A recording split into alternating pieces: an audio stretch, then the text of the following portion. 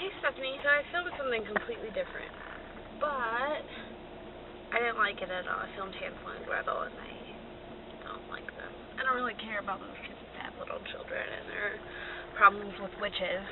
But what I am interested in is just how people are always telling these fantastic lies and then somehow somebody has to figure a way out of it. Usually somebody's special skills gets taken advantage of. Now, it really happens in Rumpelstiltskin. We got this freaky little toad man. You got the girl who can't spin flax into gold, but her dad, blah, blah, blah. Another story that's very similar is called The Three Spinsters. The laziest girl in the world, that's our heroine. No matter what, her mom can't get her to do any work. She won't spin yarn, can't get her to do anything. So one day, she's so frustrated with her daughter's complete lack of anything. She, beats her over the head. The girl is, wailing. The queen just happens to be passing by the door at the time, and she hears the girl screaming. She goes up to the front door and she says, "Hey, what in the world could possess you to hit your daughter so that people passing by your house can hear you?"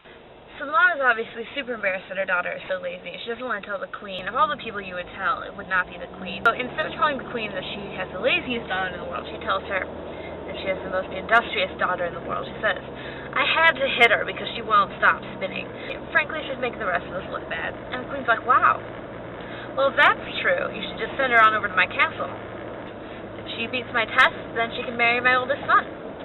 Because that's the ultimate reward in fairy tales, is that you'll get to marry someone rich. She sends her daughter over to the castle, and now the daughter is in big trouble because she has no idea how to spin flax. Queen leads her up to the tallest tower, and there are 3 rooms full of flax. She's like, "Yeah, spin these for me, and then you can marry my son." She's weeping and weeping. She weeps for 3 whole days. 3 days of solid crying. She's completely dehydrated. Queen comes up and she says, "Why are you crying, and why aren't you working?" She's like, I'm sorry. I'm just so sad that I had to leave my mother's home. Now I miss her."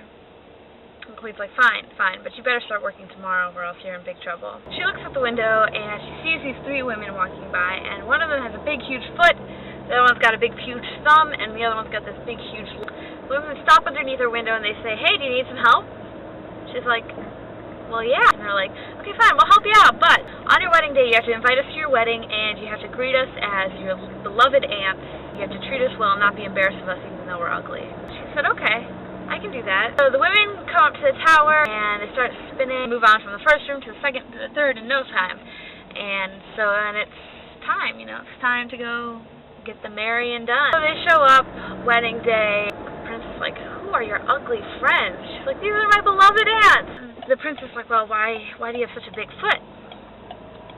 She's like, "Well, from treading the pedal." "Now, why do you have such a big thumb?" "Oh, from drawing. "Why do you have such a big lip?" "No, from licking. And he's like, "Okay, that's it. My wife is never going to touch spinning wheel again. I don't want her to turn out like these ugly dames." That's it.